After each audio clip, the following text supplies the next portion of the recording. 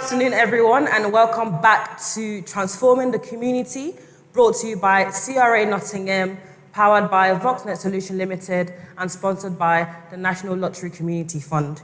My name is Blessing, and I am your host today. So today is our Mother's Day special, and we shall be discussing a very important and interesting topic, which is dealing with societal pressure. And we have a few guests with us today, but before we do some introductions, I'd like our pastor to usher us in with a word.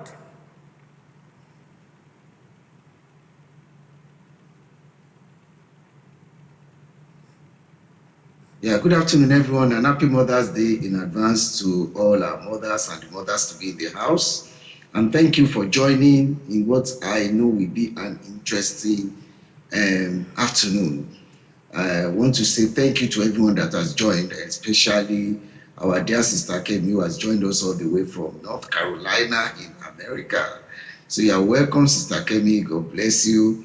Thank you to Blessing, to Sister Tolu, and to Emmanuel, the only man on the panel today. I guess it's going to be a wonderful time. And then welcome also to Mommy Pastor, who is joining us for the first time. I want to say thank you, virtually. So we want to pray now. Father, we want to say thank you for this wonderful weekend. Thank you for this wonderful day. It's a day that you have made. We are glad and we rejoice in it. Heavenly Father, we want to say, be the one in charge today. And thank you for everyone that has joined and as many that will be joining from all over the world. And we pray, Lord, that at the end of it all, each and every one of us will be mightily blessed. Thank you for all your children that will be ministering to us today. Father, we say be thou glorified. For in Jesus' mighty name, we have given thanks. Thank you. God bless you all. Thank you for that. Okay, so now I'm going to introduce some of the guests that we have with us today. So we have Kemi, who's joined us from North Carolina, and we also have Tolu, who's joining us virtually, and also Emmanuel, the only man in our midst who's joining us virtually. So we have a couple of, quite a few questions collated, which we'd like to ask, but also is open to the guests as well. If they had any question, then it's open to you to sort of like ask and we discuss it together. So I think it would be nice to sort of like open the floor with, basics of what the topic we'll be discussing today is. So I'm going to direct this one to Kemi. The first question we have is, what is social pressure and what are some examples of societal pressures that women face? When you think about social pressure, one of the things that I wrote about society is we're a body of individuals, and so people who share common goals as a community. Right now, in our day and age, the social media is where we all come together and see one another, share values, So when you think about when you think about society, you're thinking about a body of individuals. You're thinking about a lot of people. So as a community, you're thinking about a person. You're thinking about family. You're thinking about the church community. You're thinking about your gym community. You're thinking about your school. You're thinking about everything that makes us share these common goals is what makes us a society. So, we come to church right now, RCCG, CRA, you guys, that's a community right there. So the Black people, the culture is what makes us a society. So when we think about the pressure comes from the mindset of fitting in. You understand? We begin to talk about pressure when we feel like we're out of place. When you feel like you're out of place, you feel the pressure to fit in to a society. A society that shares a common goal. For instance, the United States was founded by, a bunch of men who were tired of a certain way of life. They left the United Kingdom and then they formed a new society, a new nation, right? Because they shared common goals. So anybody that did not participate or that did not appreciate those goals, because it's a common and a shared goal, you were basically out of place. You understand? So the pressure to constantly fit in is where we are, as a people. And so women face all kinds of pressures. We already face a lot of pressures as people when we feel like we're out of place. So that's how I want to answer that question. Great, thank you very much. I think it's important. I think you covered quite a lot with regards to what covers, the societal pressure that, that women face. So if I direct it to Tolu, where do you think these pressures come from as women? I think you're muted. Thank you. So like Kemi has rightly said, describing what a society is, what a community is, what makes up, that body of people. I think just in the word societal pressure itself, there's so many ways in which these pressures can happen. But I think first and foremost, like rightly again, like Kemi said, social media, it is a social platform, it is a social community that we can all identify with. So I would say that these pressures do come from society. Again, society is made up of people like us, is made up of our families, our friends, churches, communities that we belong to. So it doesn't necessarily have to come from one person. So it could be parents, family. So it's all around us all the time. So I believe that these pressures can also be in different forms. So sometimes they may come as direct pressures, they may come as indirects, they could be spoken, unspoken, different kinds of ways, very subtle ways that these pressures can come up. And I also believe that even though these pressures can come from the society around us, the people around us, it can also come from within ourselves, especially as women, because we tend to see a lot of things. Again, there is social media. Even before there was social media, you still hear things, you see things. We have friends, we have family, we see what obtains outside. So whether you're a young woman trying to get up climbing the ladder in your career, or you're trying to start a family, whatever regard, whatever stage, and again, especially as Black and ethnic minority women, there's always been that pressure, again, coming from society and even within ourselves to reach certain milestones at a particular time and in a particular order. So take, for example, when you graduate from school, of which you have to graduate with a very good result so you can get a decent job, then you find someone to settle down and get married to, and then start a family. Perhaps buy a house after you start a family, or buy a house before you start a family. Those milestones are there, and they're supposed to be achieved in a particular order. So even though sometimes we do have parents that may be careful enough not to put those pressures on women, or you may have friends, or you may belong to a society that tries their best not to put that pressure on women, we ourselves, in all honesty, we see these things, and in our minds we start thinking, oh, like Kemi rightly said again, we want to fit in, we want to be seen in this particular light, we want to be appreciated in this way, we don't want to feel left out. So I think not just the society around us, but majority of that pressure as well comes from us as women. Yeah, I think I quite like the point that you raised about pressures coming from us, within us as women, and definitely we're going to have some discussion around that as we move along. I'm sure there are questions that sort of are relating to that. So moving on, our next question, I'll go back to Kemi on this one. Why is there growing pressure to be married, assuming that single people cannot lead meaningful lives? Can you come again with a question? Yep, so why is there growing pressure to be married, assuming that single people cannot lead meaningful lives? So why do single people have a lot of pressure to be married? Why can't the ones who want to remain single remain single? Again, I think that we need to think about the past for us to appreciate the present. You understand? We're coming from we're growing from a culture that prioritized. I'm Nigerian, so I can speak as a Nigerian woman, right?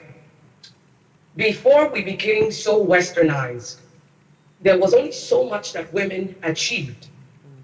You understand? So what has been taught to us as value, right, is what we are carrying.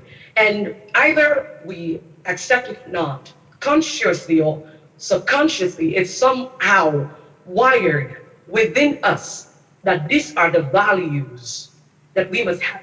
We uphold marriage because from the past, if you do not appreciate what's happened in the past with our mothers, what they've had to go through, we would not understand the reason for that pressure.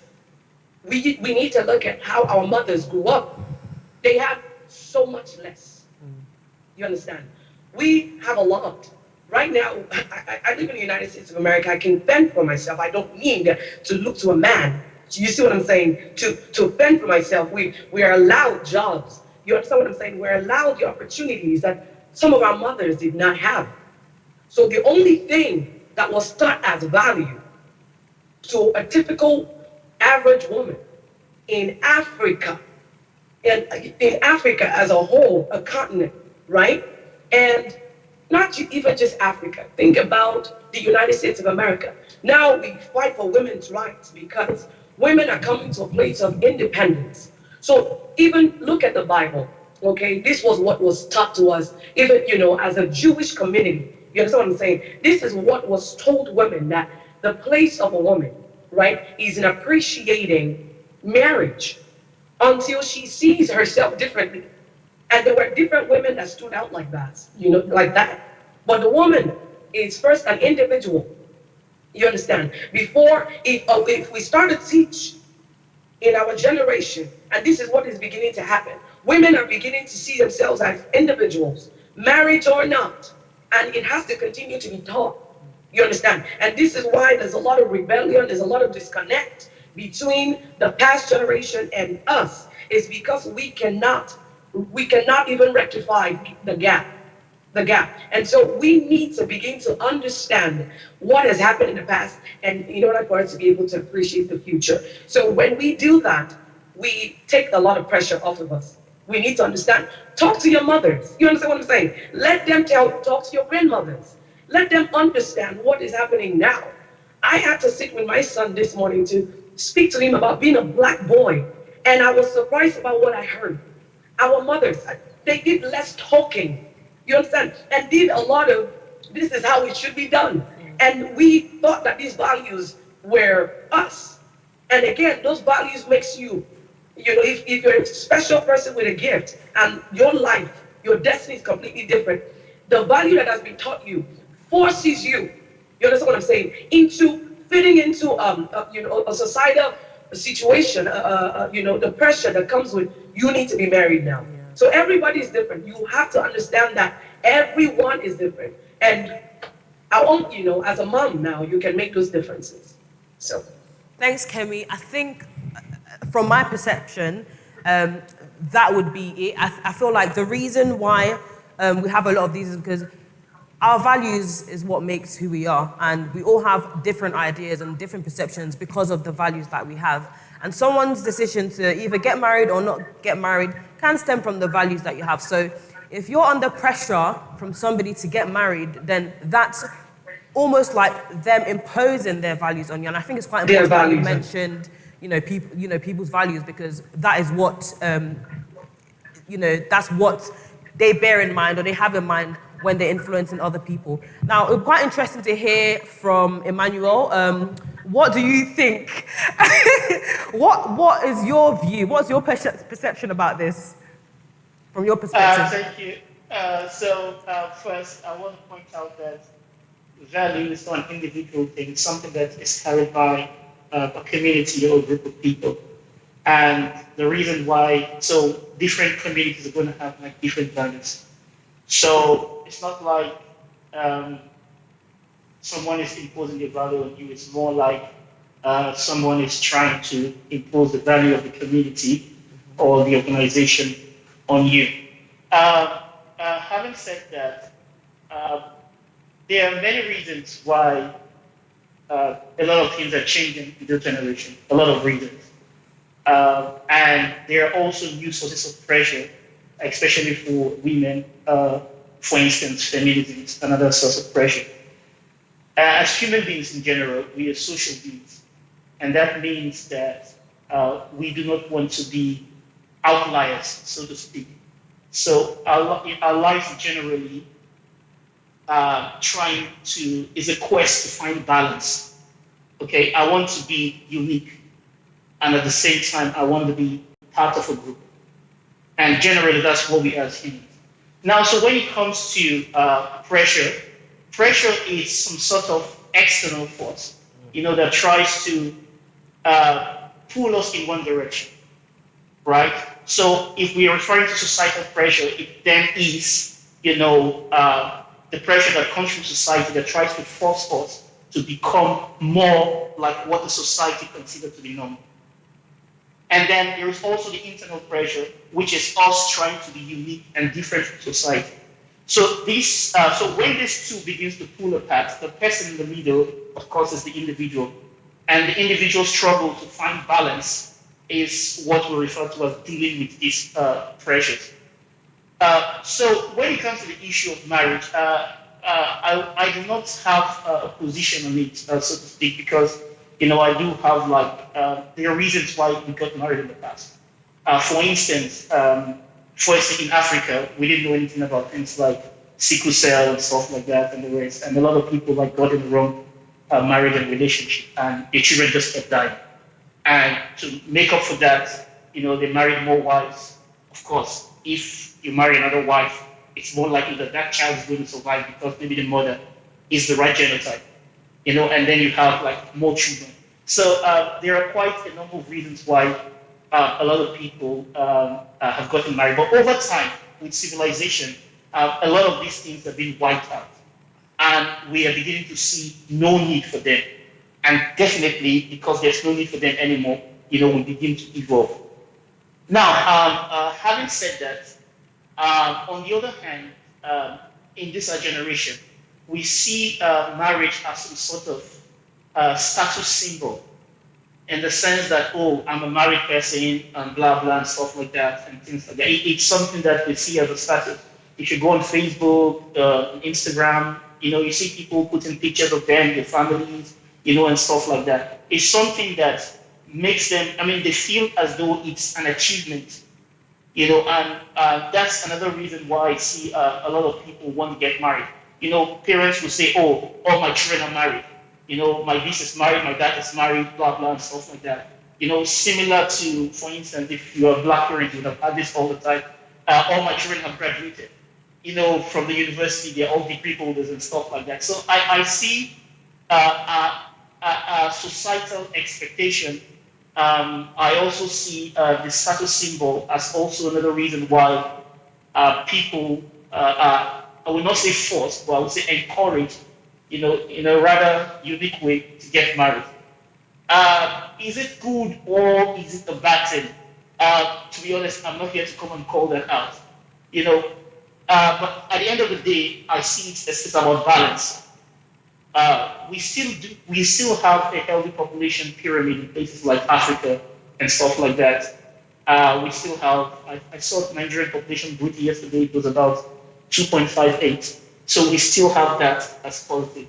In countries, I think the UK is about 0.53, it used to be negative before.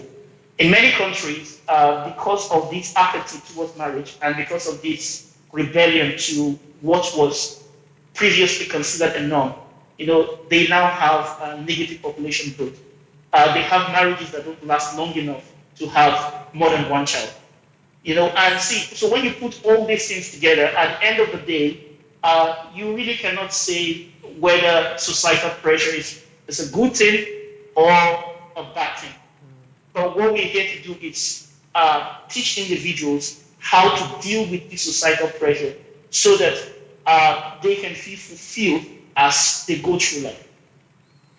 Thanks, Emmanuel. I think you summed it up very, very nicely. I think there's always going to be times when there's pressures coming from different angles, and it may not necessarily be a bad thing, but I think Emmanuel quite pointed out that, it's also about equipping ourselves to deal with these societal pressures, because, it also depends on your values. I always used to say that for some, marriage is just another milestone that they have to achieve, after you finish from school, you get a job, and you get married, and you have kids, yada, yada, yada.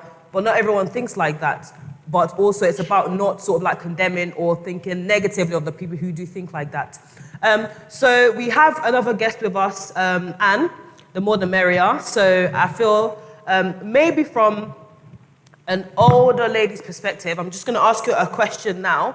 So from a faith-based and practical perspective, what should a BAME, so this is black and minority and ethnic groups, women's approach to thinking about family planning, and how should this relate to what her husband thinks?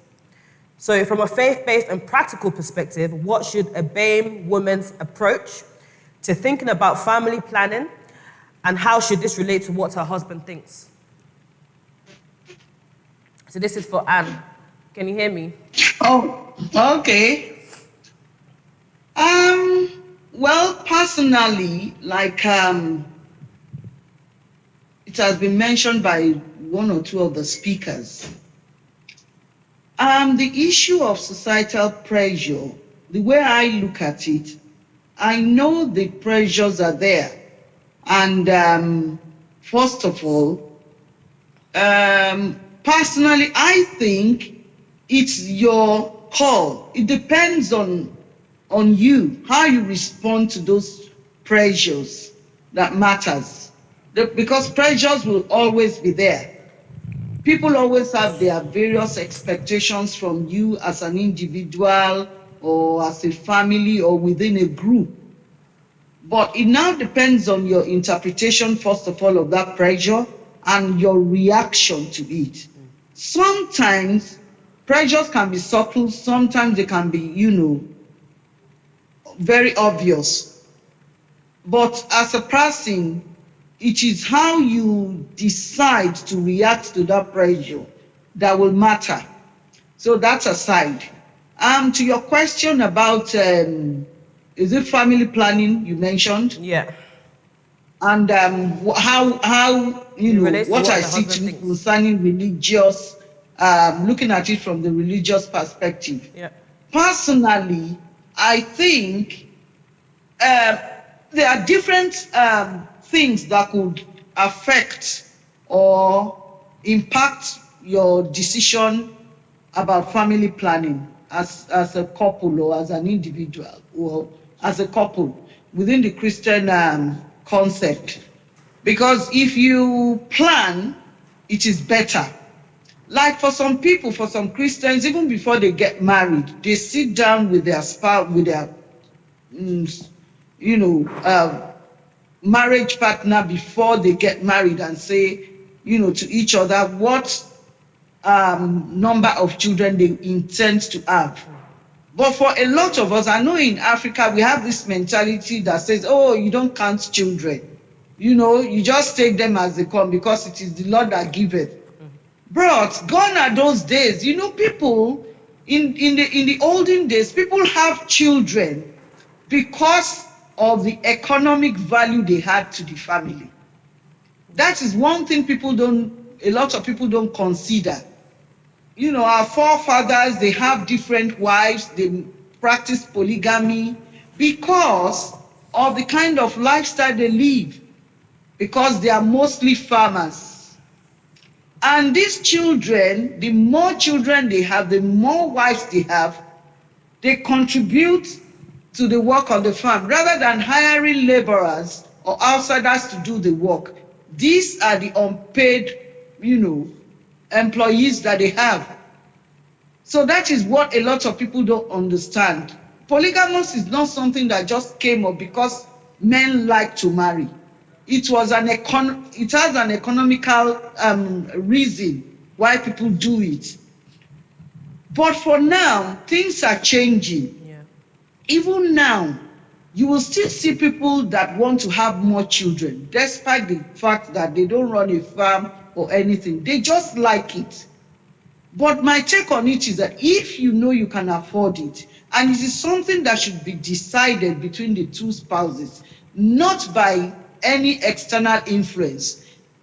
We've heard stories of people who get married, and because in most cases, it almost happened to me because I experienced it too, and I will tell you how. If one of the person in the marriage is an only child, you always have this pressure from the parents of that person to have a lot of children to compensate for being an only child. My mom was an only child, and I know she and my grandmother used to have arguments about this issue because my mom was educated, she had a profession and things like that. And sometimes when me and my siblings, we are, quarreling in the house, kids will be kids. My mom will say, oh, it's only just these two of you or these three of you that are causing so much trouble. Imagine if I have more. And my grandmother will be working on us, telling us, tell your mother to have more children now. Tell her now, because she was an only child. So there are lots of pressures that come from everywhere. But my mom was adamant that, no, I'm not having too many children. At the end of the day, she ended up having 4 of us. And she was always complaining that we were even too much. Those are pressures that people face. But personally, I think people should not be pressurized into decisions, especially things like, children or other things, whatever it is. It is the spouses in the marriage that should decide what is best for them. You look at your financial circumstances, you look at your capabilities, you look at a lot of things. How will you cope? Even if you have the money, will you have time to look after the children? Will you have time to, give them your personal, attention? These are the things. It's not just because you have money, you can have 10 children. Even if you have 10 nannies, they cannot make up for being their mother or for being their father. These are the things. So personally, I don't let societal pressure affect me. But we are different. Some people don't have that, how will I put it?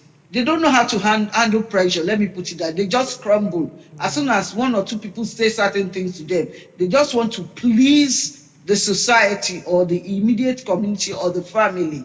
But as Christians, first of all, we should pray about things and ask God to lead us. Then secondly, within our home, our family, husband, wife, you can even debate it. You can even call your children into the discussion to ask about their opinion. What do you think about this thing? What do you think about that? If they are old enough to, to reason and to understand what you are talking about. Yeah. So it's something one should not take with levity and just decide on whims or how will I put it, without thinking or planning.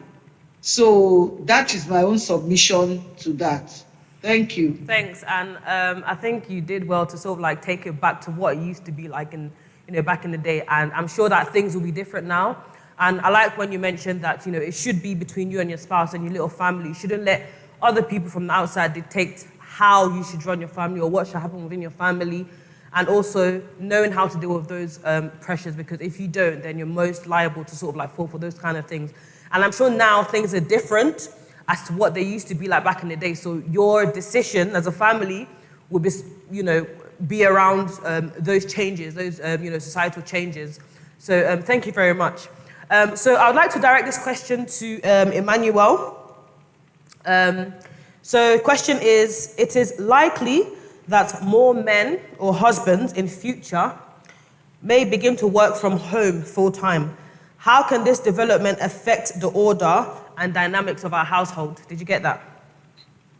Yeah, I got it. So obviously, if people are beginning to work from home and more people, obviously, it's really a no-brainer. A lot of things we do in the office we can do from the house. I personally have a home office at home with all my laptops and computers and everything on, and you really can. You don't have to take your bath and stuff like that. You're just in the office and you're working and stuff like that. So yeah, if this is something that continues way into the future, then I think it's some sort of like win-win situation. A lot of people want to spend time with their family. They want to spend time with their children, but because of work, this is not because they also have to provide for their children, for their family, and they have to work to do that. And as time has gone on, obviously, biologically speaking, the woman is better equipped to take care of children than the man is. And of course, again, during pregnancy, there are going to be times when the woman is indisposed, maybe shortly before delivery and a few months after delivery. So traditionally and biologically, it has always been like the role of the man to shoulder the burden of providing for the family. And so because of that and because of all this, there are loads and loads of stories. There are some men that have had to be at work when your wife was put into bed. And not because they don't like their wife or because they don't love their wife, but because, they have to provide for the wife and things like that. But with this development, I see it like as a win-win situation for everyone. Those people that want to be at home, those people that want to, spend time with the children, can get to spend time with your children, can get to spend time with your wife, and can still work to earn money to take care of their wife and their children. And also, it can also help to ease the burden of bringing up children, especially that just put on the wife. Can help with simple things, like cleaning the house, the environment, but more importantly, it gives the man more time and ability to impact, especially his male children.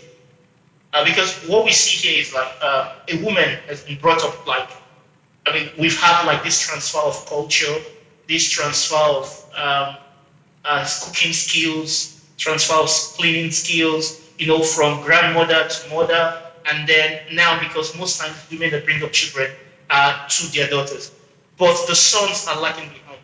And that's why we see that in this society, especially for Black and ethnic minorities, it is really a difficulty bringing up male children. They miss that traditional father figure that is supposed to be there to teach them how to take certain steps in life.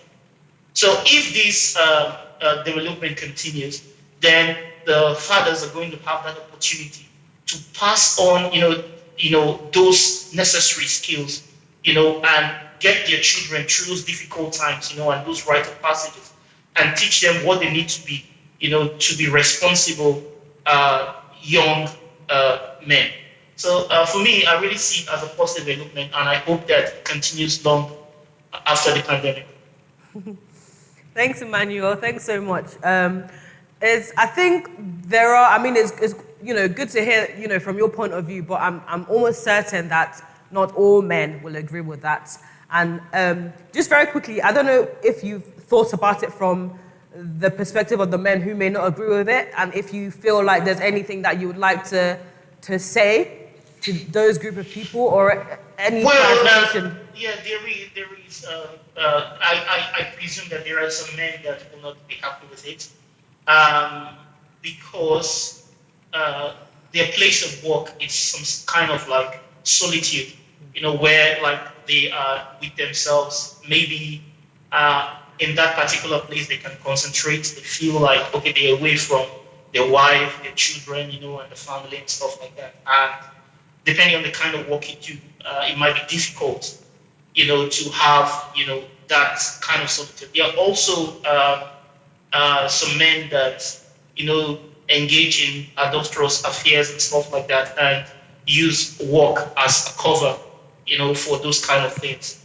There are many reasons, both, I will put it, reasonable and unreasonable, that a lot of people have. I mean, everyone is unique for not wanting that to continue. And for some people, it's just the fact that they drive out and in the morning and they drive back. Like men are generally kind of like this kind of hunter-gatherer species, get what I'm trying to say. And they feel some fulfillment in the fact that they went out, they did something, and then they came back in. So yeah, there is also that to it. I also talked about that, but I'm trying to balance the advantages against the disadvantages. Not all of us, men and women, will be able to work from home when this pandemic is over. A lot of people have lost their job just because they couldn't work from home. Personally, I'm an engineer, and it's really kind of going to be difficult for me to do certain kind of things from home. I have to go to the office. I have to go and use some equipment and stuff like that. So what I see in future is that we might have a post-COVID economy or a post-COVID society where you'll be allowed to work from home when you can, and maybe go to work when you can't. And maybe that will bring some sort of balance. But yeah, there could be reasons why people will not want to. Thanks, Emmanuel. Thanks so much. I just wanted to put in very quickly, and I know there are quite a few people that might disagree with this, but I also feel like this is why values is always very important, because imagine you are with somebody or, who was from a completely, like a different generation. And so they were from a generation that believed, either a woman can't work, she has to be a full housewife, I'll do all the working, so I don't have to do anything apart from work, and then she does all the chores, all the this, all the that.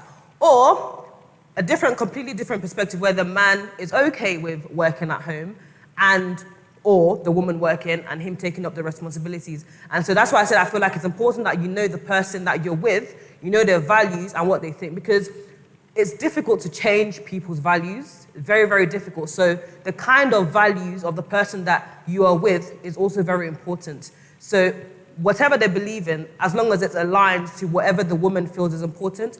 And there are some things that you will disagree on, but it's about sort of compromise and looking at what works for you as a family, in the society that you're in and whatnot. So yeah, thank you very much, Emmanuel. So we have a few questions coming in from Slido. Thank you very much for the question that you've asked, and feel free to ask anonymously as well. So I'm just going to read this one out that we have from an anonymous person on Slido. And I'm going to leave this one open for any one of our guests to sort of answer. How do I deal with the pressure of wanting to provide adequately for my family with limited resources, especially when it seems easy for other families? So how do I deal with the pressure of wanting to provide adequately for my family? Sorry, it's gone. So how do I deal with the pressure of wanting to provide adequately for my family with limited resources, especially when it seems easy for other families? So does anybody feel like they want to talk about this or discuss this or answer this question? I think I'll just jump in. Yeah, totally. But before I answer that, before I comment on that question, not to play the devil's advocate on this issue, but I would like to just mention some things with regards to what Emmanuel had mentioned earlier. I observe, as he's the only man on this panel with this discussion, I observe that he is really trying to paint a very good picture of how things should be. But again, this is why we are having this conversation. This is why this topic is important. So earlier when we discussed about why the pressure is there to get married, he mentioned that parents or family, society, they don't necessarily force, but encourage, women to get married. I think the word encouraged is good, but I think it's also important that we understand that the way pressure comes at times, like we mentioned earlier, even when Pastor mentioned it earlier, it could be subtle, it could be very direct, it could be very heavy on you. And the truth is, it's only the person receiving the pressure that can decide or that can say for sure this is the level of pressure I'm receiving, this is how, it is being received by me, because you might very well mean it in love. And let's be honest, yes, some of our parents do, some of the society, our friends, and people who, put this pressure on women. It can come from a place of love, but at the same time, it will be down to me as a Black woman to decide and tell you, well, this is how the pressure you are sending to me, this is how I'm receiving it. Now, I think, Mommy Pastor mentioned it earlier, the thing with mentality. So I can speak of Nigeria, and I can also say that this applies to a lot of other Black countries as well. So I want to believe that our parents, even in the past, one major reason why that pressure is always there, not even just parents, your guardians, aunties, uncles, your friends, as well. When they start getting married, they start getting engaged, you might be a very tough person. You see these things, but you don't take it to heart. But the truth is, when you constantly you're constantly being told that, someone's got married, a cousin got married, or got engaged rather last year, and they're getting married this year. And then next year, another one is getting married, and you're like, I'm aware, but why exactly do you feel the need to, continuously repeat these statements? Now, I think these things happen because sometimes our parents, or again, society, tend to feel that getting married is a form of success to an extent.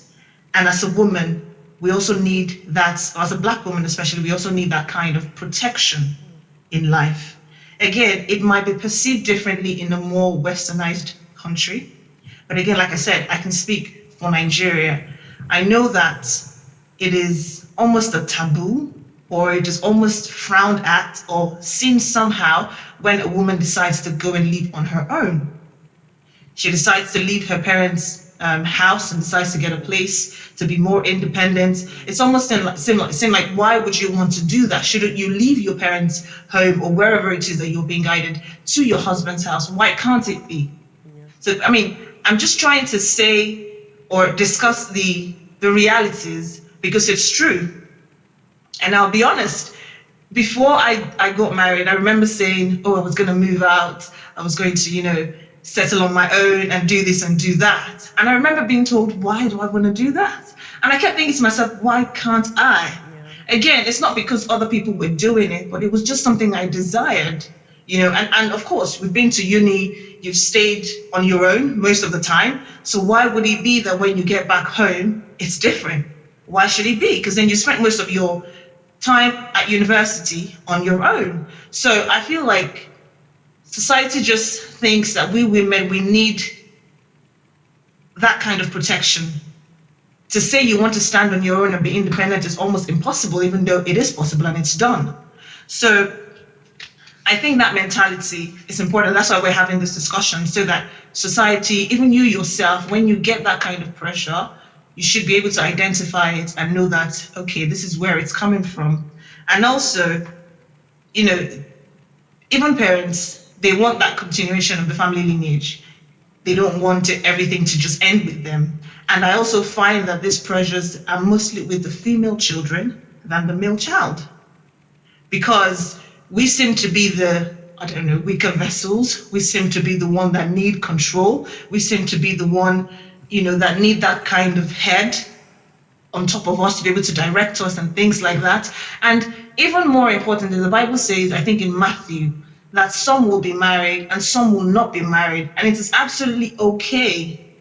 Because I have a lot of single friends, engaged friends that have just gotten married, but I don't see them any differently. But I imagine some people would see and say, why would a married person still be friends with a single person? What difference does it make? What difference should it make? If at the end of the day, these people that we associate ourselves with, that we call our community, if what we're doing as women, is uplifting each other, encouraging each other, driving each other to the best, to the top, that's what should be important, not the fact that someone is single. Because then again, if it's a situation where, I think people just assume that once you're in a certain stage in your life, you shouldn't associate yourself with people who haven't reached that level. Almost like they are not, they should be able to get what you have gotten before you can relate. Why should it be that way? So I think that mentality is what society needs to watch out for, and also the same pressure that fathers, mothers, aunties, uncles, friends, even though sometimes they may mean it in love, it's always important that we know how we communicate these things, because to be honest, it's not something I want to pass down to my children. It's not the kind of mentality I want, my children to see and then imbibe as well. So this, again, is why we're having this conversation, so that things that we could not have corrected growing up, we have a chance to correct that, with our own family going forward. And to your question, how do you make sure you provide adequately for your family? I think it depends on what you mean by adequate. Other people might be doing over and beyond for their own family. It doesn't necessarily make your provision or the love, the effort, everything you do for your family, it doesn't make it inadequate. So first step is stop looking at what others are doing. Whatever anybody else is doing for their own family, to you might seem adequate, but perhaps to them it's even inadequate. They're probably looking at another family or another situation and thinking, oh, how can I do more? So I think that's the first step. Just being aware that, okay, I'm now beginning to compare my family with that family. I have no clue. I have no idea what goes on in that family. I probably see pictures that look perfect on social media, or I hear things of how they go on holidays every year, 2 to 3 holidays every year. Their kids attend the best schools. But the truth is, you don't know the dynamics of their family. So for you to want to put that pressure on yourself, because you're having to provide for your own family, what would happen is you end up having anxiety, and then you end up having to, probably fall into depression because you feel like you're never doing enough. And that way it reflects on your household. It reflects on how you relate with your children, how you relate with your family. So I think having that understanding that whatever I do in my household, if I know that I'm doing my best, if I know I'm doing what, if I'm working within our capacity, what we can afford, and it's all, being enjoyed in love, I don't think there should be any form of regrets or any form of comparison or any form of pressure. Because again, if we can enjoy what we have while we have it, and then things get better, you will still then enjoy what you have when you have it. But if right now, it's like saying you're a single person, and then you keep admiring people that are engaged and getting married, and you see these pictures and videos and you think, oh my God, when? The popular God, when? And then you never get to enjoy that stage of your life. Then you do rush, you then get married, and then it's like, okay, so this is what they're talking about. But then, like Emmanuel rightly said, because of that pressure, the marriage then doesn't last, because you don't even know what it takes to maintain that marriage. You don't know what the other family members are, or the other family that you're seeing, you don't know what they're doing to provide in the so-called adequate, for their own family. So I don't think that pressure is right. Understand why you're doing what you're doing for your own family, and that it is enough. But at the same time, if you truly know that what you're providing is not enough, and that could be maybe a positive encouragement to say, okay, I need to step up, I need to do more to provide for my family, but not necessarily because the other family is doing it in this way or other families are doing it in that way. Again, that's what we mentioned earlier about putting that pressure on ourselves, even though people are not necessarily directing it at you. Thanks, Tolu. Quite rightly said. I think your own adequacy is between you and your family. And remember that no matter how adequate you think you are prepared, it will always be inadequate to some other families. So you've got to remember that. So I hope that answers your question. So I'm going to move on to our next question, which is, when a woman gives birth and the sex of the child is not male, in some instances, the woman is blamed. Now, I would like to contribute to this before I throw it out to our guests from a health professional's perspective. First of all, traditionally, this just spells, and sorry if it offends anyone, ignorance, because this is not a matter of anybody's opinion, yeah? This is genetics, yeah? So no matter what you think, whether or not you think it's the man's fault or the woman's fault or family's fault or whatever, it doesn't change the fact that it is what it is. It is either a boy or a girl, yeah? So I feel like the people who have, because obviously from a perspective of an African, you do have people who are, who put pressures on women with either all male or female children as to why she hasn't given her husband a male child, and the woman is blamed, even though the woman, even the man cannot be blamed for that.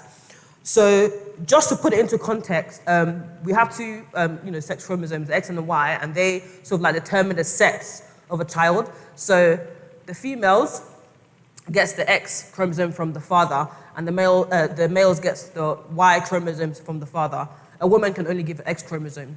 So whether or not a baby's female or male depends on the man, on whether, it contributes to the X or the Y chromosomes. Having said that, does not mean that men are now blamed for, giving a Y chromosome or an X chromosome, because they have no control over that. So I think it's just a matter of ignorance and just re-educating people about how these things work in terms of like genetics, and not necessarily because a woman is doing something to her body or because of what she's done in the past, and that hence why she can't have a male child. So having said that, can I just direct that? So I don't know if, it will be a good question to ask Emmanuel to see what, from his perspective, because I know Emmanuel's also African, so it would be nice to hear from Emmanuel's perspective. Thank you. With regards to the sex of the baby, personally speaking, other than the stress of bringing up a male child, I do not really see any difference, so to speak, between male or female. It has been scientifically proven that male and female do have the same IQ, so we're equally intelligent. Women are better at organizing, things. Men are better at, innovating. Just put it that way. So men are better at dealing with changing conditions, if you want to put it that way. But these are very insignificant differences that really do not, on an IQ basis, we're the same. There's nothing different about men and women. So I do not see any reason why someone is going to prefer a man over a woman. Again, that's my personal opinion. Other than the stress, obviously, I know that me personally, I was like the stress of maybe 4 or 5 days. So yeah, because again, biologically speaking, the metabolism rate of men is like on average twice that in women. So they tend to be a bit more active. They scatter the house, they run more, they jump more, and things like that. But other than that, the females, they also run, they also jump, and stuff like that. So it's not really any, children will be children anyway. So I don't see anything. Now, with regards to the process by which fertilization takes place, yeah, it is true that neither the man nor the woman can control the process. However, the process does take place within the woman. And again, scientifically speaking, the sperm that results in the woman is more tenacious than that results in the man. So those that will result in the man has to get the egg quicker.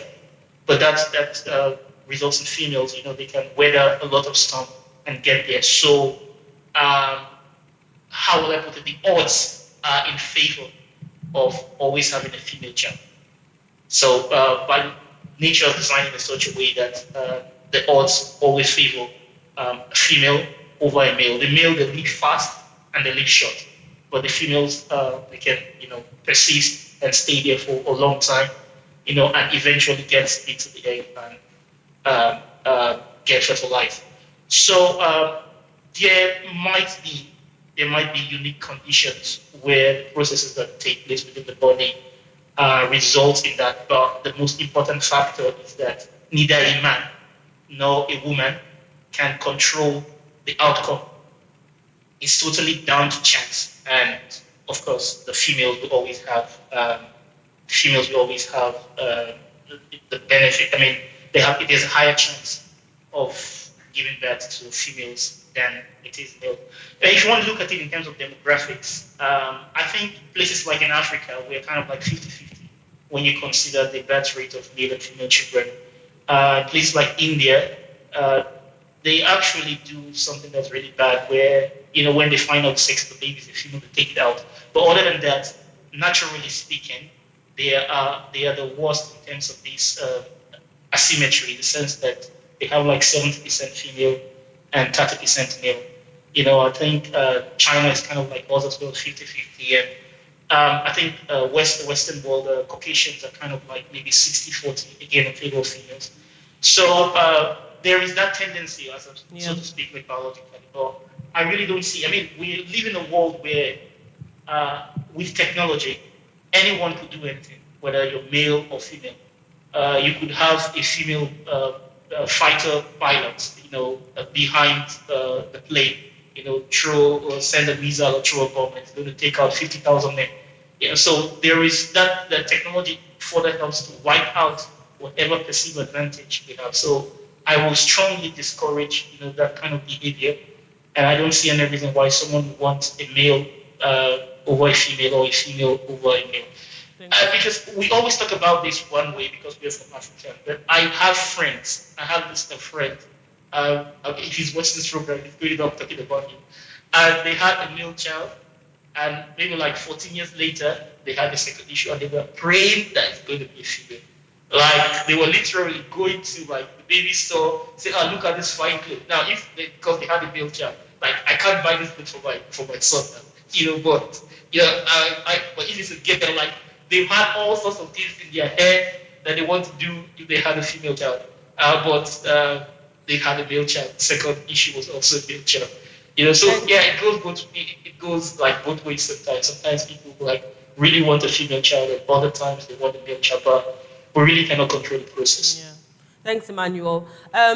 Kemi, do you have any thoughts on this? Did you want to contribute? What did you... Oh, sorry, I think you're muted.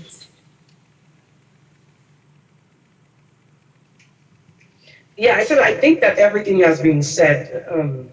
I don't have any much more to add. I totally agree with what Emmanuel and yourself has said about how children come to be. But I do know that there are different things, that helps the body, that stimulates the body. Some things that, if you study about these things, there are many articles that are now beginning to talk about many different things that women can do to even, I'm not trying to be vulgar, but even as far as the position, even during the sexual intercourse, things that can be done, honestly, to get a particular sex. And hey, I don't know, if you want to look into it, please Google and find out the information. There are certain foods and herbs and things because, our bodies are, do not underestimate what your body really is. There's certain foods that can spark different things in your body. You understand what I'm saying? It's just like when you eat, for me, when I eat peanuts, my skin literally reacts. You understand what I'm saying? So it's the same way, even when it comes to sex, you need to think about, there's certain like foods that are aphrodisiacs. You see what I'm saying? They tell you if you eat watermelon or eat a certain fruit, there's a way that it stimulates your body. You have to think about what you're putting in your body that can actually, cause certain things. And because we haven't done these studies, so we don't know. You understand? So what we don't know, the knowledge you don't have, it's easy for you to pass over and say, maybe, but let's look into it. If you're really looking to have female children versus male children, read about what you need to do because the information is there. That's that's all I have to add. Yeah, thank you so much. We have more questions coming in from Slido. Thank you very much for sending them in. Keep sending questions in if you have any. So whilst you're still on Kemi, can I ask, so this is from a question that someone just sent in. As a single parent, how do I deal with the social stigma, especially from the Black community? So as a single parent, how do I deal with the social stigma from the Black community? Okay. And I believe that when we say Black community, it is because, again, of the culture that we have as Africans. What makes up the Black community is our culture as Black people. You understand what I'm saying? We have the notion that marriage is important. As Nigerians, I'm a Yoruba girl, so we were taught that, to raise a family, to raise children, marriage is very important. So because we already have this value, because we already have this mindset, we are under pressure because of the way we're perceived when something happens in a marriage. And mostly, as a woman, you are blamed. Automatically, it does not matter if the man was not responsible, if the man was abusive. It's unfair that women are perceived as the failure, you understand? And I think that that's what messes with the mind of a typical Black woman who now has to deal with the pressure of anytime she goes to family function, she's being seen as less because she no longer has a husband to help her in raising her children. So she has to deal with double the pressure that a married woman deals with in the home because she feels like she gets harder on her child, on her children, the way she raises her children. She's not raising them, sometimes she's not raising them from a place of love, so to speak, because of the pressure that she's already having to face, because she has to do double the work, so to speak.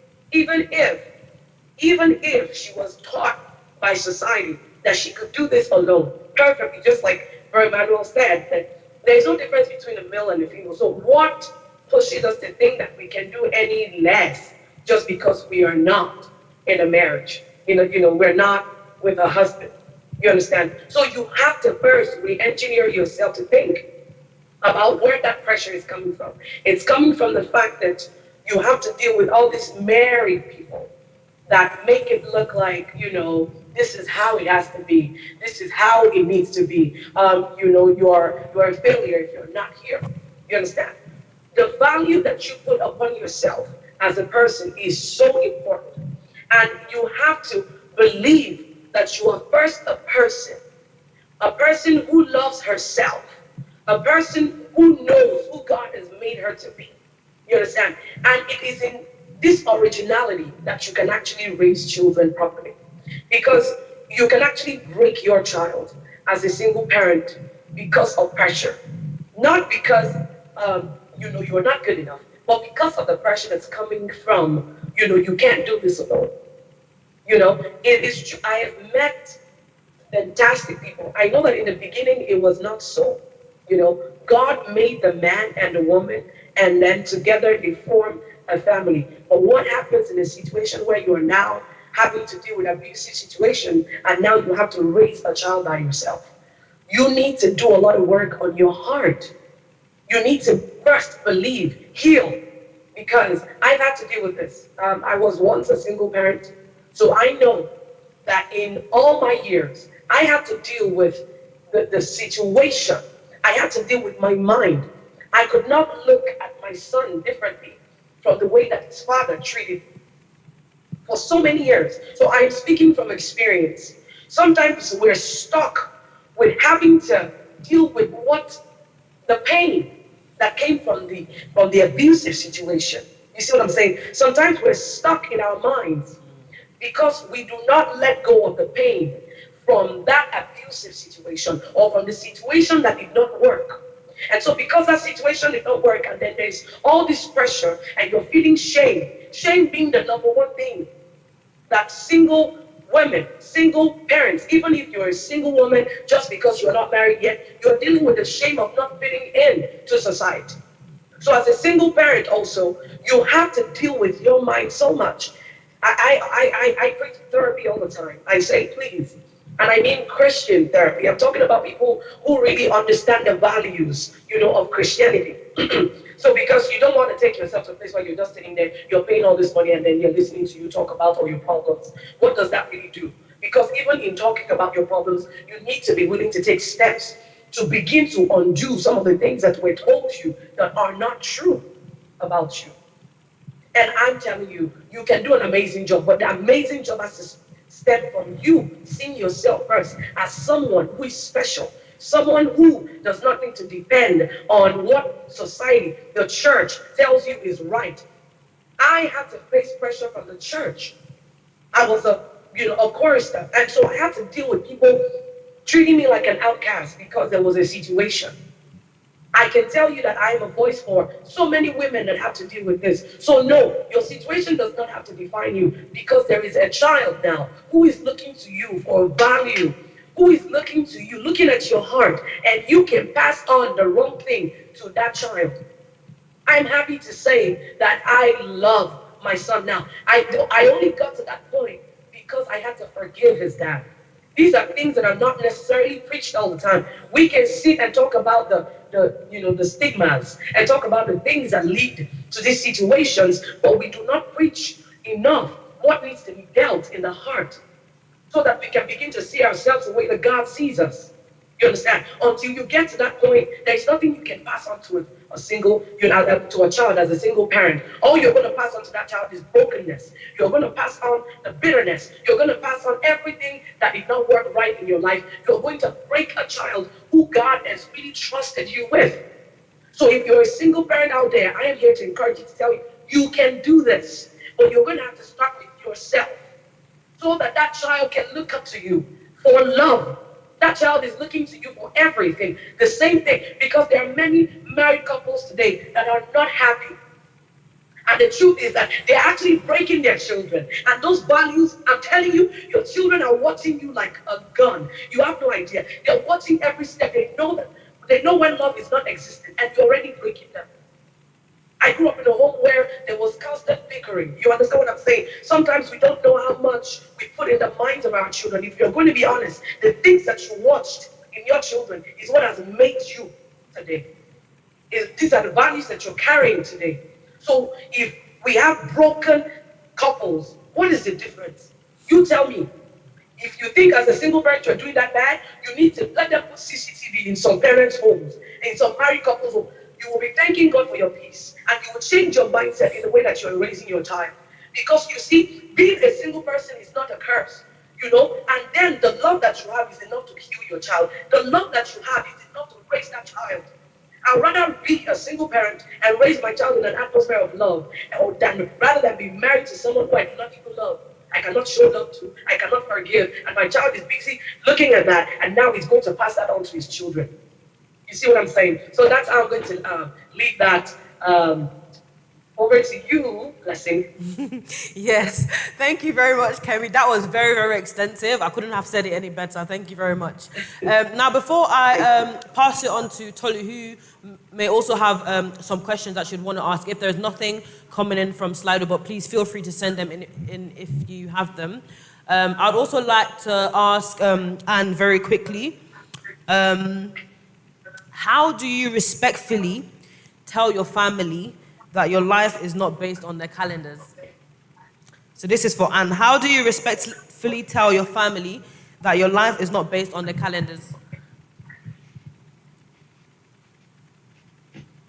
Sorry, that your life is not based on what? That your life is not based on their calendars.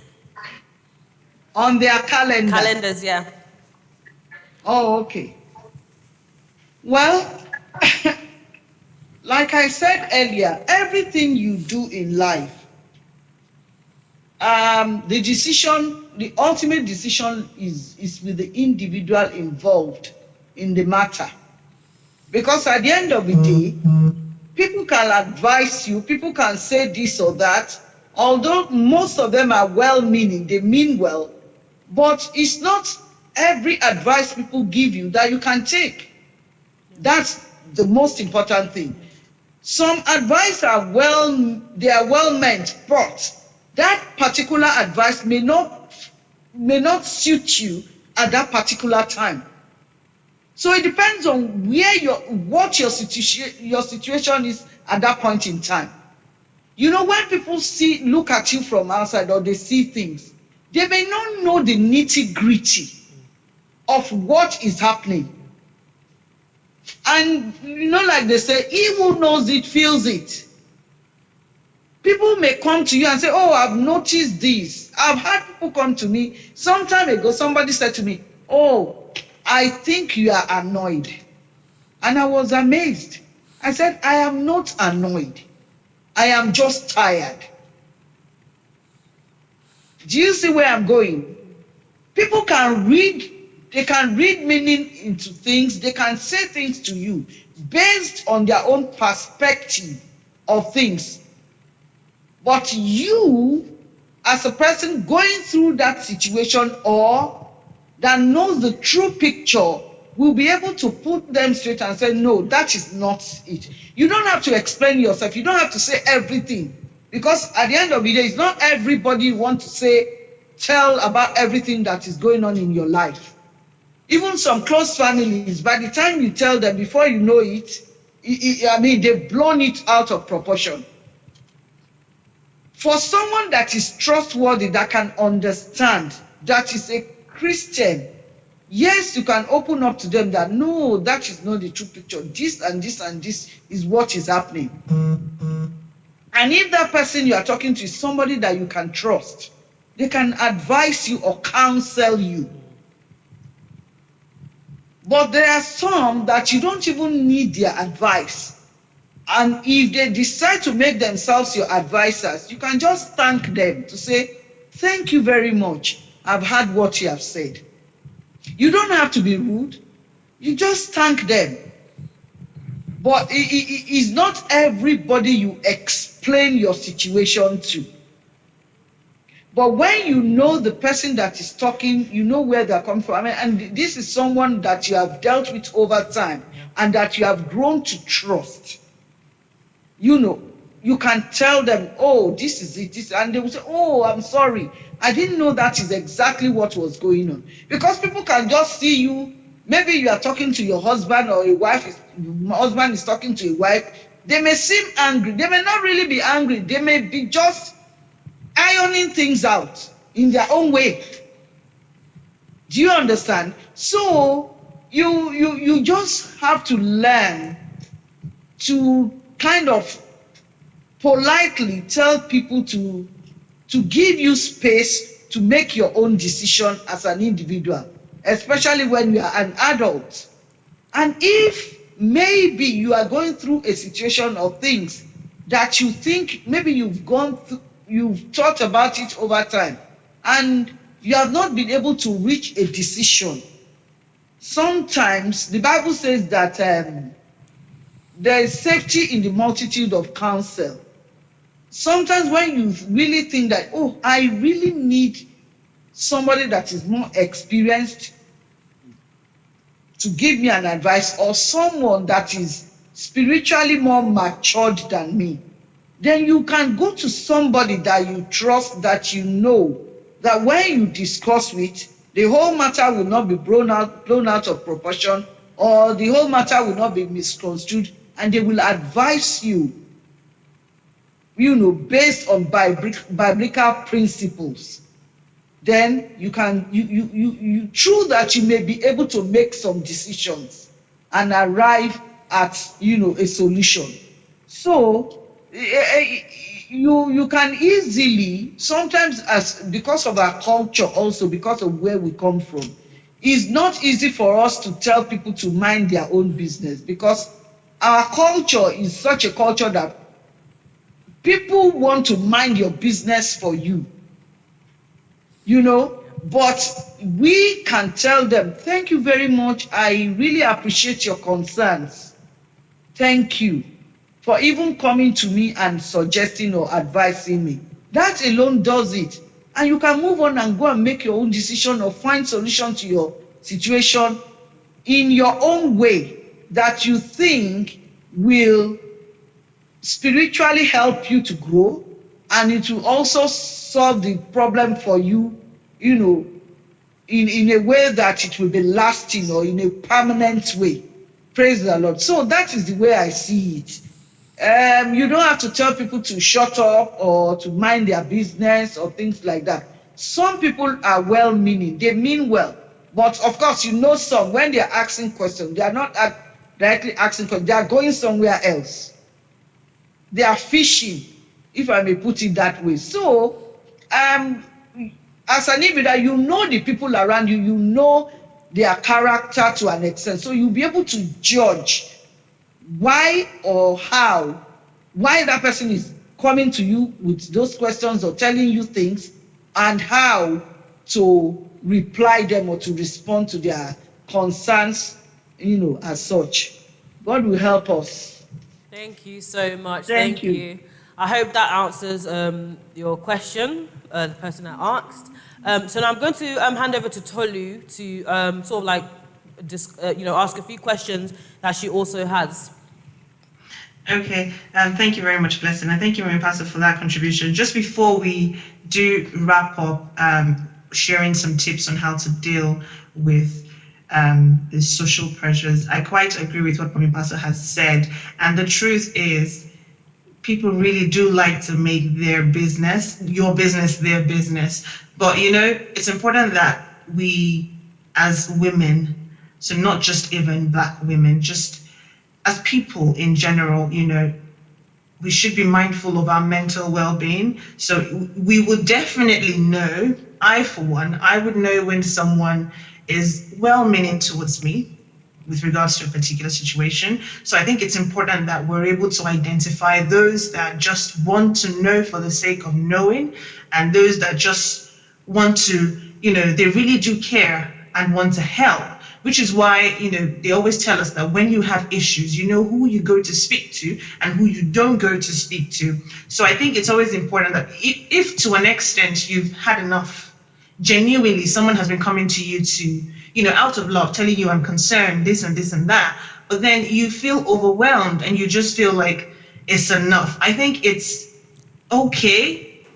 I think you are rightfully placed to just let them know your heart, not in an offensive way, but just to let them know that, okay, I really do appreciate what you have been trying to tell me and all that, but I need you to know that this is how I feel every time you come across this way, especially if you know that person is just, because there will be situations, especially with family, especially with friends, especially those that can be insensitive to an extent. They probably don't mean certain things that they say, or they jokingly say certain things and expect everyone to laugh about it, but then they wouldn't. So they might say this in a group, or they might say this at your back, but they wouldn't come to you personally to inquire, oh, what is going on? I'm genuinely interested, because you would know. I know friends that when I'm genuinely interested about certain things, I know how I approach them so that I don't come across as I'm just trying to be all up in your business, because genuinely speaking, I wouldn't want anybody to be all up in my business that way as well. So it's important that we take care of our mental well-being and we're able to identify those type of things. So I'll just come to you, Emmanuel. Now, I know through the lockdown and homeschooling, I know that through the news, if we have been watching, anytime parents have been asked, how's homeschooling going? How's the lockdown with the children at home going? Most times I know that when we see it on the news, I see mothers by the door with their children, telling us the experience of how it has been happening. And I wonder, why am I not seeing a father standing on the door with the children? I wonder, I'm sure there are fathers, I'm sure there are men that are involved in this homeschooling with their children, but why is there that pressure for women to be the primary carers, for mothers rather, to be the primary carers for their children? Why is there that pressure for them to, be the one to get up in the morning, bath the child, make the food, dress the child, and then, get the child out to school? While the fathers, I suppose, just get up in the morning, get ready for work and are out. I'm not saying this is applicable to every father, but, why is that pressure there? Thanks for your question. Just to add to what you and Mommy Pastor said, so if someone that takes advice from everyone is defined as naive, that's what you are. It's a wise person that filters the advice that's been given and accept that suits them. So wisdom is that ability to be able to filter, advice that you're given and then take that which suits you. If you just accept advice from anybody, you just go on Facebook, you see someone just post, some, words put together and say, oh, that's me. You're just naive. That's where you are. For you to move from that step, it's good to accept advice. That's not what we're saying, but you can just accept advice from everyone and from every source and stuff like that. You need to filter them and accept that. Now, to your question, I wanted to touch on it, but it kind of relates to the question as well. Society has been designed in such a way that the best template for success is achieved under marriage. So this is the way that humans have lived for thousands of years. The template for success has been so a married couple, whether man or woman, is more likely to be successful than a single man or woman. And then secondly, because, obviously, if you look at historically what happened before now that we have technology, the men were most likely to, I would speak about my tribe, and I'm a Yoruba man. What the men do, technically speaking, is just, clear out a piece of land, and after that, they go and start tapping palm wine and, hunting, to get all those type of things and the rest. The women are the primary people, the women and children are the primary ones that handle agriculture. They do the planting, they do the weeding, they do the harvesting, and stuff like that. So the men, all they do is clear the piece of land, which is like heavy lifting. And then after that, they just go hunting, tapping palm wine, blah, blah, stuff like that. The major agricultural work is being done by the women and children, of course. And so that's just giving you like a picture of what society was before the advent of technology. So it's not just women that feel this pressure, men also feel pressure to get married and blah, blah, and stuff like that. So society in general is designed in such a way that, in as much as I believe that every individual, can bring up children on their own, whether you're a man or woman as a single parent, I also acknowledge the fact that, especially in societies like Africa, in these societies like in the West, Europe, and the UK, in America, and things like that, they have passed some legislations and they have put some things in place that makes it easier. It is not still equal. That makes it easier for people to raise, their children as individuals, like single parents. But in places like Africa, even if we go out there and preach that we believe that you can raise your child and can be a successful member of society. We can point out many examples, Barack Obama being one of them. They can be respectful members of society. In reality, they are going to face more challenges because that's the way society has just been designed. And I think that it is important that we begin to look at the way we've designed our society that in such a way that is disadvantaged, to a certain set of people. And I think that we need to begin to look into that, to make it much more even. Now, regards to the question that you asked with homeschooling, personally, I would say that my mom was a teacher, but I personally say that I really learned a lot from my dad. I used to ask different kind of questions. Why is the sky dark in the night? What is that star? How did God create this? How is that? And things like that. My dad would just take his time. My mom would always give you oh, God created it, blah blah, stuff like that. My dad is going to take this time and at least offer some sort of explanation, offer some reason why this is that and why that is that, and stuff like that. And I think it was really a very good experience. With regards to formal education, I think just because women are the ones that do the brunt of raising the children, it's also, that just follows by default. It just comes with the package, as they say, that now that we are now in this period where we have a lot of homeschooling, that it's also going to be the case that most of the people who are being homeschooled are schooled by their mothers. I necessarily don't see that as right, because as the pastor pointed out, Mrs. Anne Ikunde, that there is a safety in the multitude of counsel, right?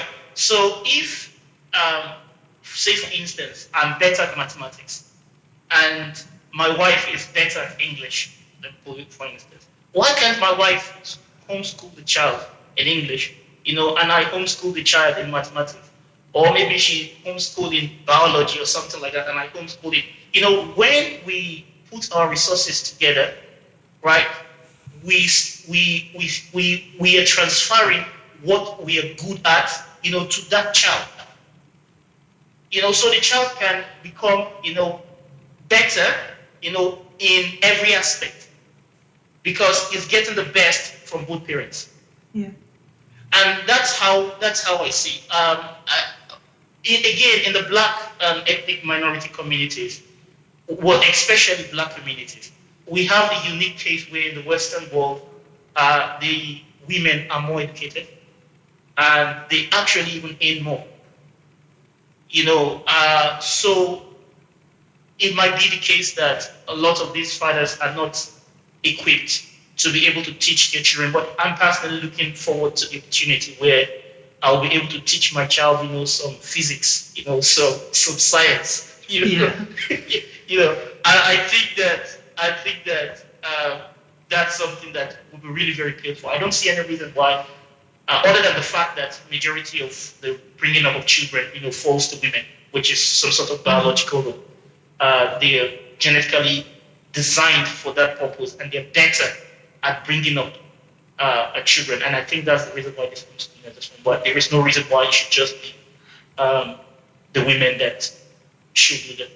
Yeah, I agree. Thank you very much for sharing. And I think it's also important that if there is any woman out there that is possibly struggling, to care for the children alone, just because of that mentality or because of how we've been brought up, it's always important that if you have a support system at home, it's important that you ask for help where you know that you're not able to. And I'll come to you, Kemi, as well. What tips can you share to any woman currently struggling with societal pressure from friends? So from their peers in particular, so maybe things that their friends say to them or things that they see on social media. What tips do you think that they can use?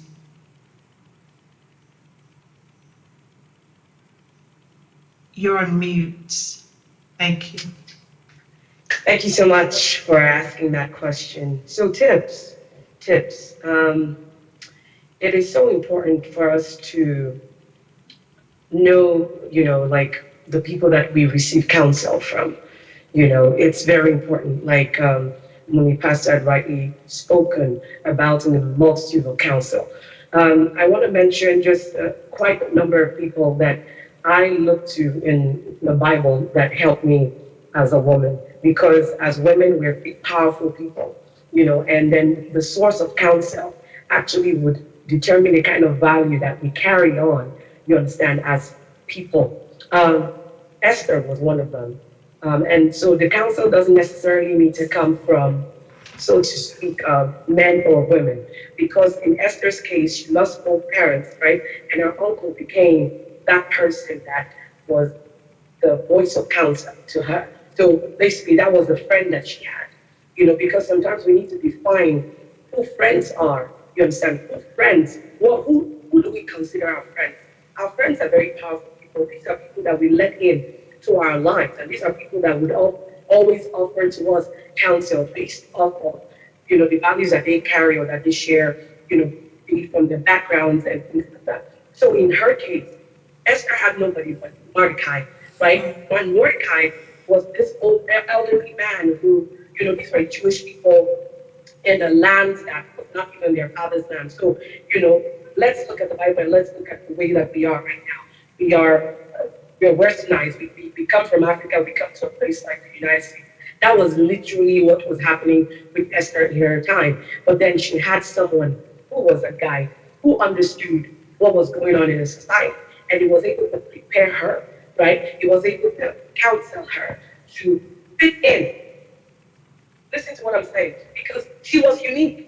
Her background was unique.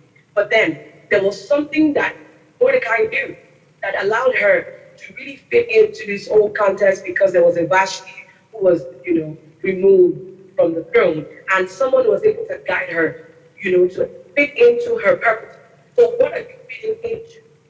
I'm saying to you, you need to understand what your purpose is, so that way the counsel that you receive are counsels that will actually cause you to fit into purpose, not into society, but into your purpose, because you need to be able to separate those two things.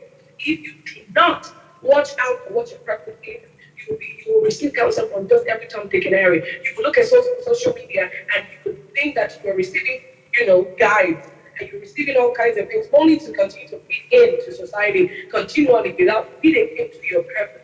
So I want to say this to you, as a woman who is watching me today, do you even know what your purpose is?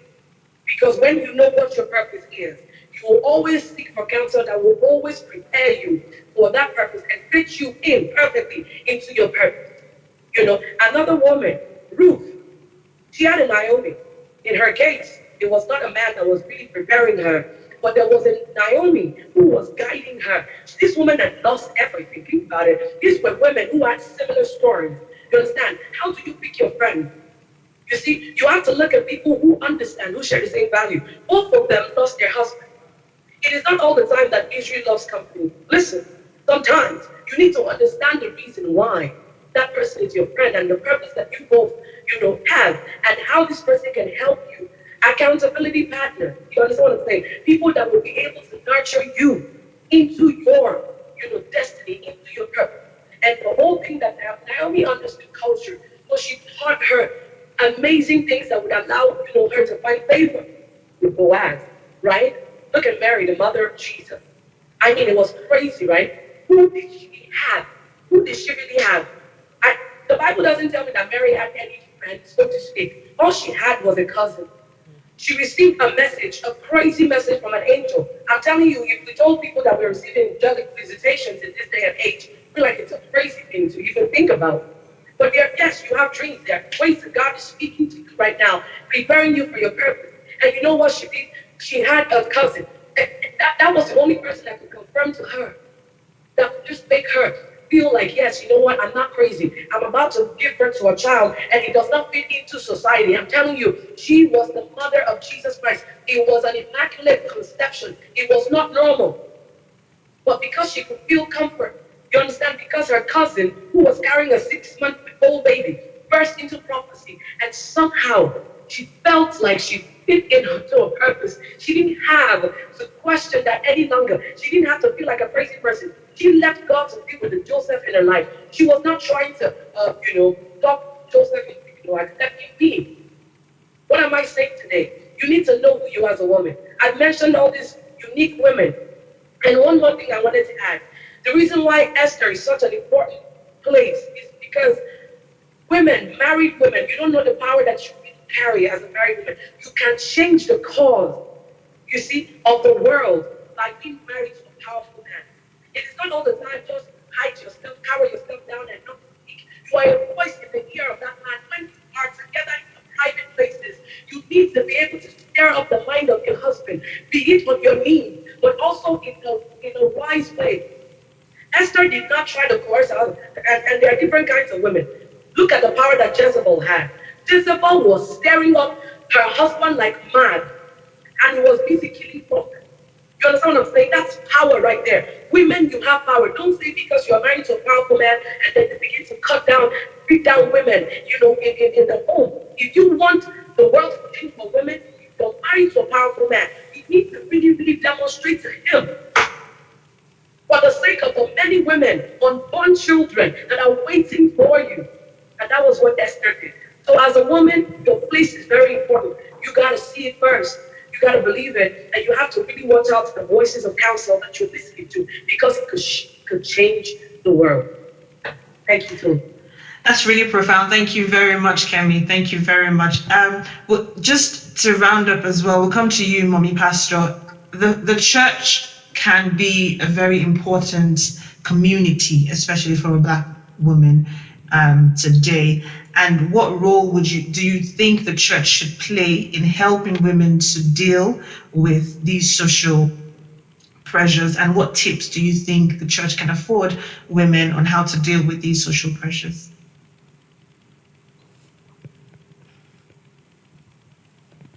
Mommy Pastor, can you hear us?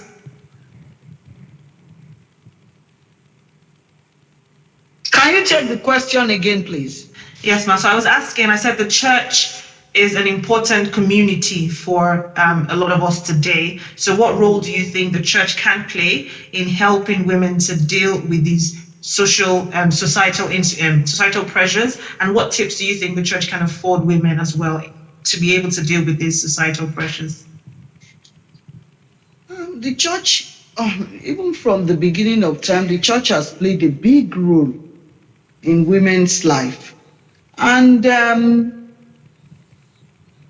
well, what I will say, rather than, yes, the church should modernize, there are some things that the church can, how will I put it, that the church can gain from looking at society in general that are positive things, if I may say so, to, inculcate into the women within the church community. But at the same time, we should be very careful because the word of God cannot change. It is something that is constant. Like nowadays, you hear all sorts of things. Oh, the world is changing. Yes, the world is changing. Oh, things are changing, things are evolving. Yes, it is. But at the same time, that standard that God has put in place for us as men and as children of God, we should not put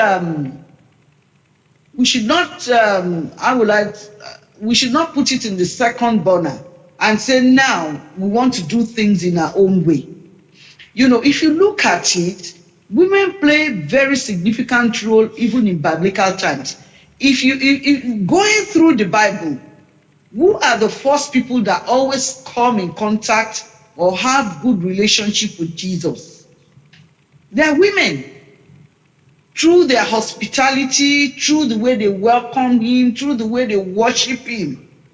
Throughout the Bible, you read about women like Mary and Martha, like the Shunammite women that welcomed the prophets of God. Things like that.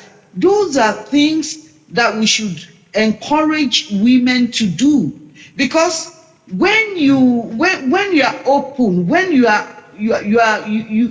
able to receive the teachings of God into your life, you allow these things to permeate every area of your life.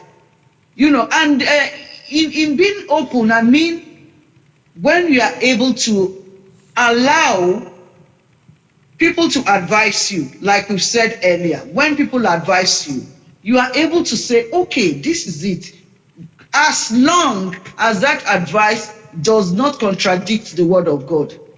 The Bible is our standard, and that Bible is a standard that cannot be changed or cannot be watered down one way or the other. But we can build on whatever we have. And through it, we are talking about, single women, families, children are doing this. The church, even in the back, in those days, I remember, most of the good schools, when we were growing up in Nigeria, most of the good schools were run by Christians. The missionary schools, they are the best schools. And you will see Muslims wanting their children to attend those schools because they see the good things that comes out from it. So that is the way we should continue to make the church now, to be like a beacon to the society, to everybody we come in contact with. That people, that in a welcoming way, that people will want to come in and say, the outside is terrible. People, they are being bashed left, right, and center. The society demands so much. There's so many things going around. But for people to be able to say, I know when I go into the church community, I will find that peace. I will find that love. I will find that encouragement. I will find that support. It doesn't matter where that person is coming from. Because one thing I found out is that we Christians, we are the first people that judge. We are so good at judging. You see somebody come into the church, you watch them for some time. Oh, they are starting to snoop around. Oh, where is her husband? She hasn't got a husband. Do you know where she's coming from? I've known people who were who fled domestic violence, and they came to the church. How do you treat them when they get there? Do you start to poke nose into their matter to try to paint them in a way that, oh, they are no good because they were supposed to have a husband, and why did they leave their husband? Must they tell you all their stories?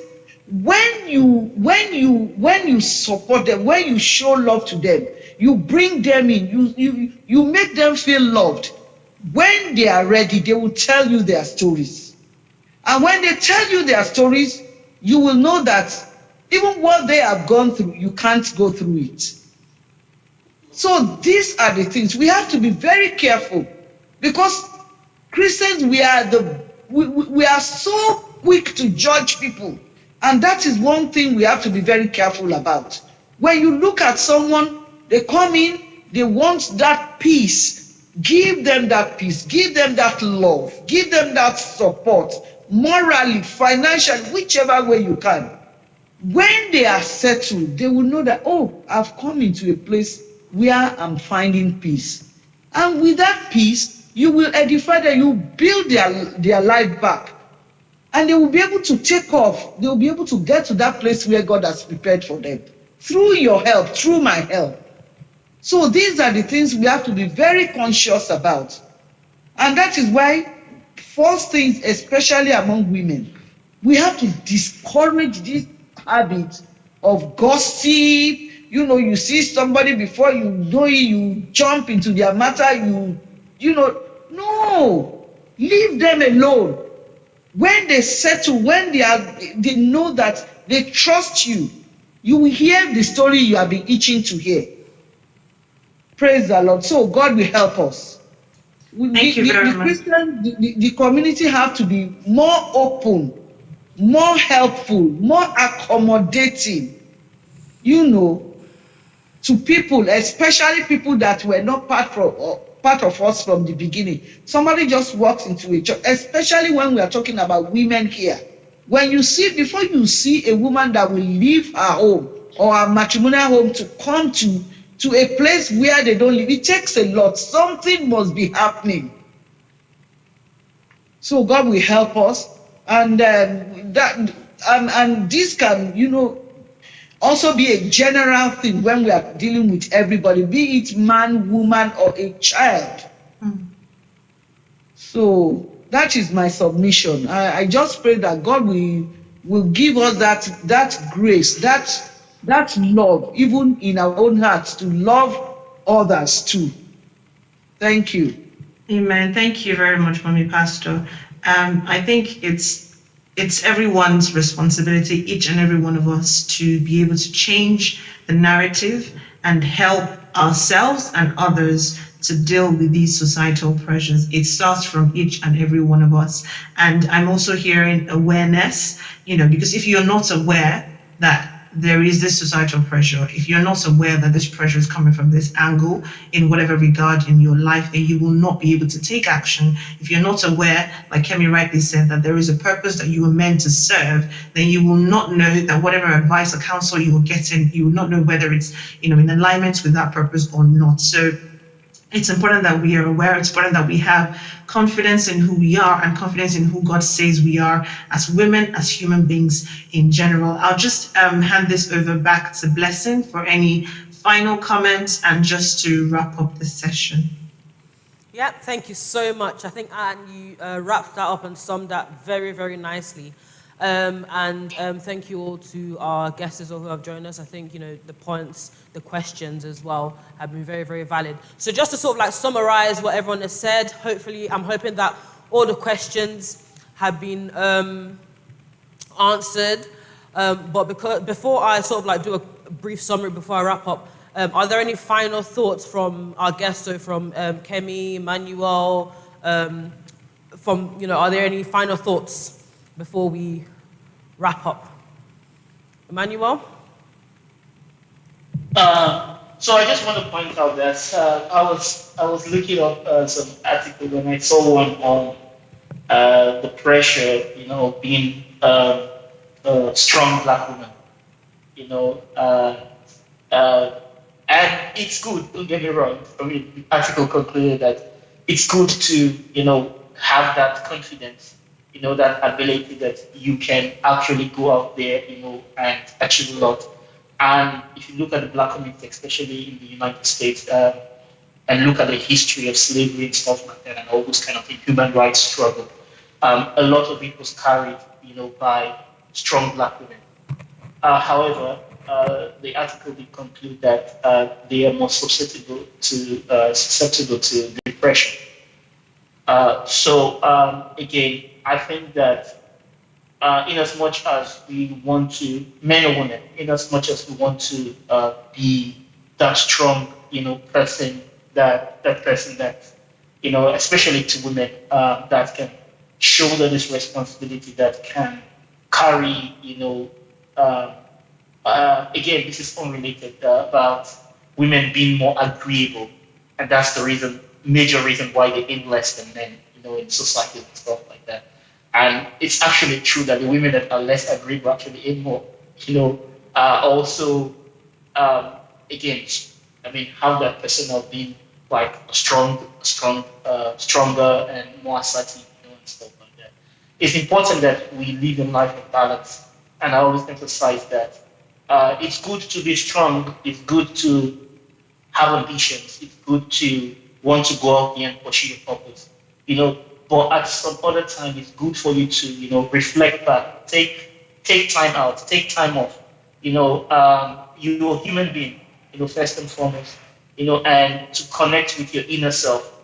So that you're not just living your life, for what's out there, for what you want to achieve, for what you want to become.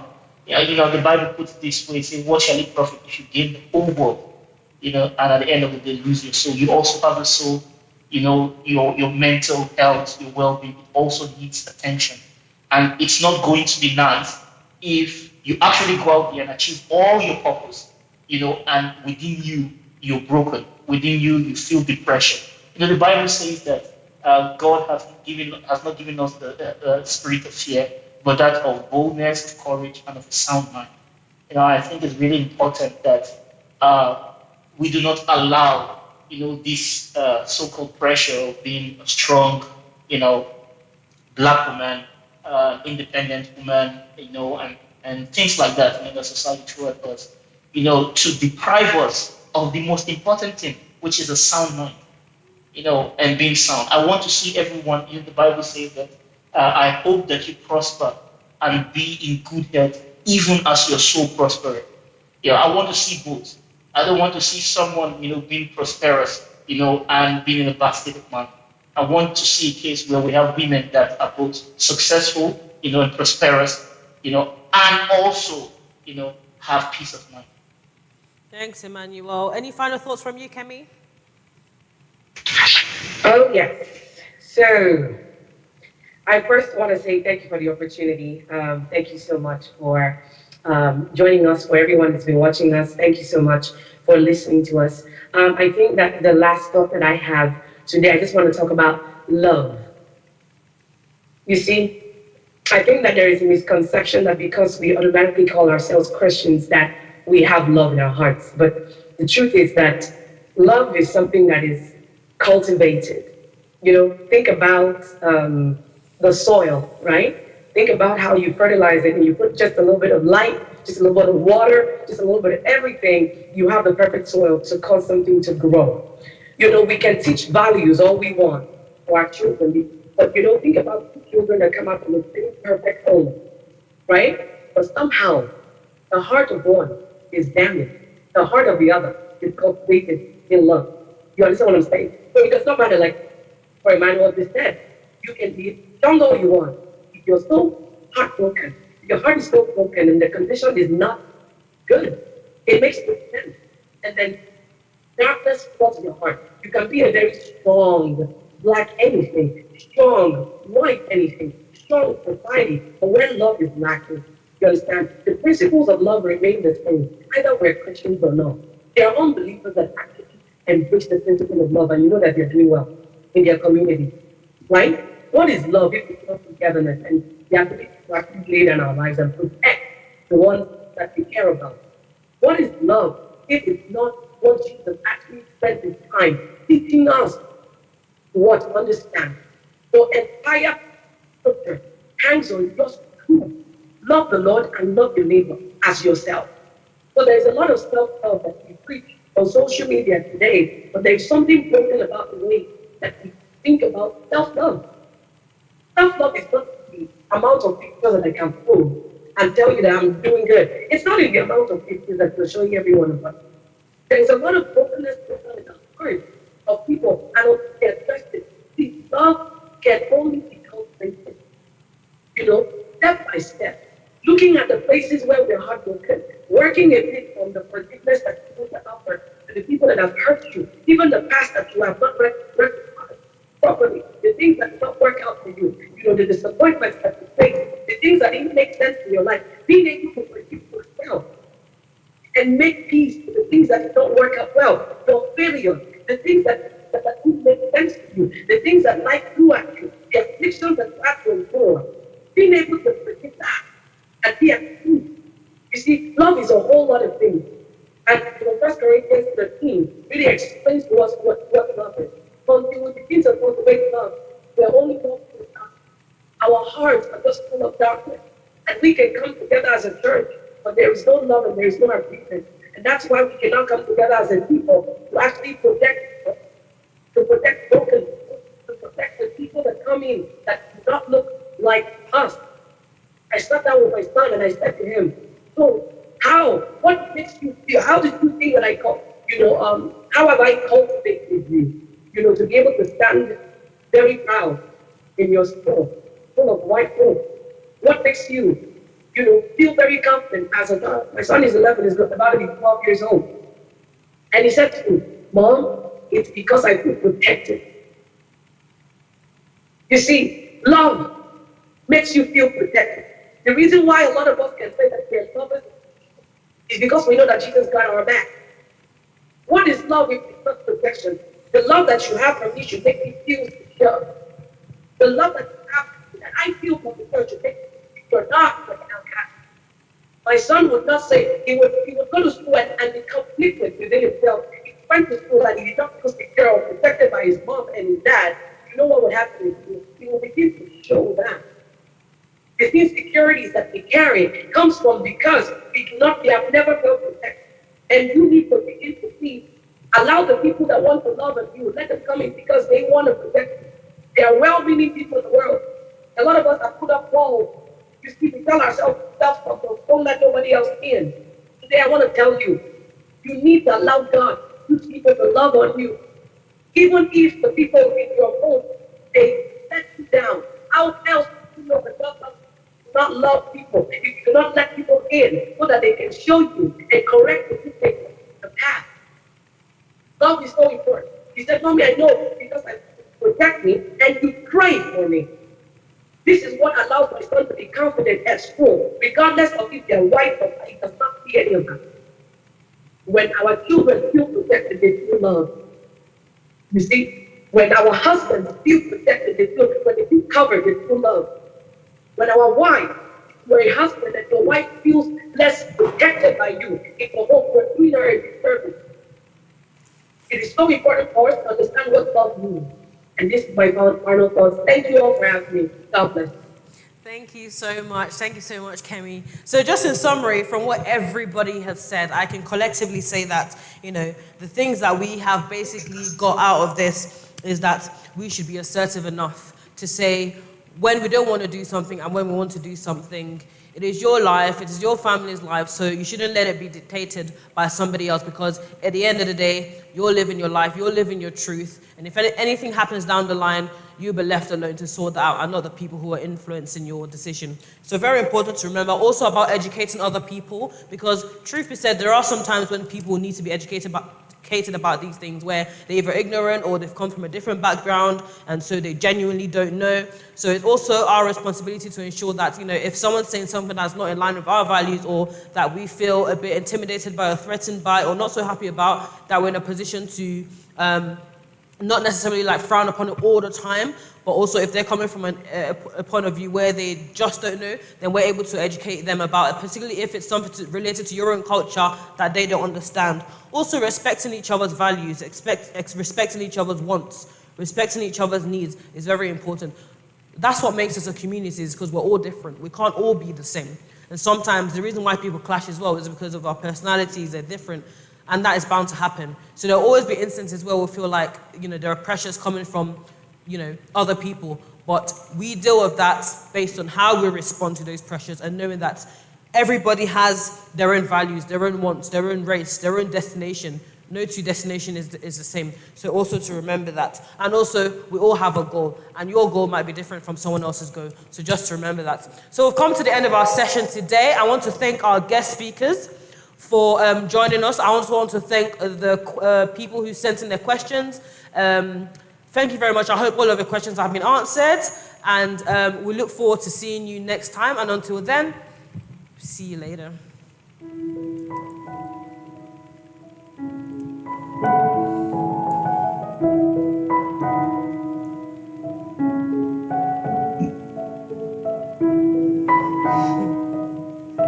Thank you, everybody.